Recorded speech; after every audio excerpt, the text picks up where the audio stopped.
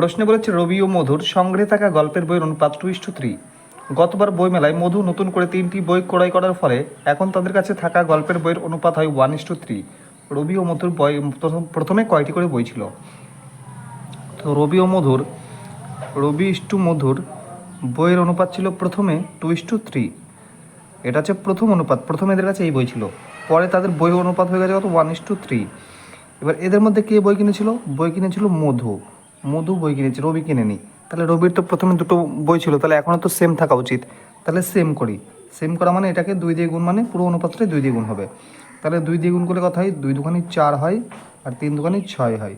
এখন আমাদের এই অনুপাতটা বাদ, নতুন অনুপাত নিয়ে কাজ করব। তো দেখুন, এটা 2 হবে। তো আগে রবির দুটি বই ছিল, এখনও দুটি বই আছে, কিন্তু মধুর 3টি বই ছিল, এখন বৃদ্ধি পেয়ে 6টি হয়েছে। তো কত বৃদ্ধি পেয়েছে?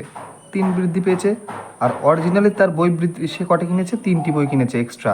তাহলে 3 মানে 3 হলে 1 মানে 1। আর তাদের বইয়ের অনুপাত ছিল 2:3, মানে 2 হলে 3 মানে 3, অর্থাৎ তাদের কাছে প্রথমে বই ছিল 2 আর 3টি।